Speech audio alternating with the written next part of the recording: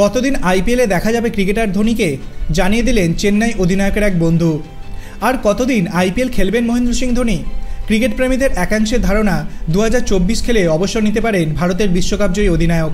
ধোনির অত্যন্ত ঘনিষ্ঠ একজন বন্ধু আইপিএল শুরুর আগেই জানিয়ে দিলেন আর কতদিন ফ্র্যাঞ্চাইজি টি-20 লিগে দেখা যাবে চেন্নাইয়ের অধিনায়ককে। গত বছর ধোনির নেতৃত্বে পঞ্চমবার আইপিএলে চ্যাম্পিয়ন হয়েছে চেন্নাই সুপার কিংস। এবারও তিনিই নেতৃত্ব দেবেন চেন্নাইকে। গতবার হাঁটুর চোট নিয়ে খেলেছিলেন ধোনি। অস্ত্রোপচারের পর এবার তিনি একদম ফিট। চেন্নাই অধিনায়কের ফিটনেসের আশাবাদী করছে তার ছেলেবেলার বন্ধু পরমজিৎ সিংকে।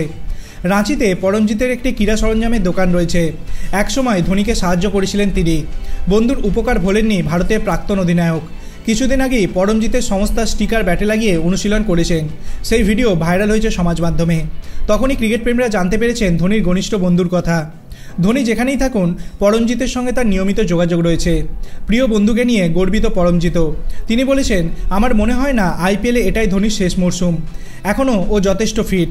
আমার মনে হয় আরও 2-1 বছর অনায়াসে খেলতে পারবে। আরও একটা বছর তো খেলবেই, কারণ এই বয়সেও ধোনির ফিটনেস দারুণ। উল্লেখ্য, ধোনি নিজেও অবসর নিয়ে কোনো কথা বলেননি।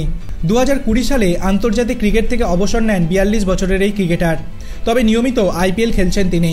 এখনও উইকেট রক্ষার পাশাপাশি ব্যাট হাতেও দলকে ভরসা দিতে পারেন। সঙ্গে রয়েছে তার ঠান্ডা মাথার নেতৃত্ব। ক্রিকেট প্রেমীরাও ধোনিকে মাঠে দেখতে চান। পরমজিতের বক্তব্য তাদের আশাবাদী করতে পারে। আপনার কি মনে হয়, মহেন্দ্র সিং ধোনি 2024 সালটাই কি শেষবার আইপিএল? আপনার অভিমত আপনি কমেন্ট সেকশনে জানাতে পারেন। ভিডিওটি ভালো লাগলে লাইক করবেন, চ্যানেলটিকে সাবস্ক্রাইব করতে ভুলবেন না। ধন্যবাদ।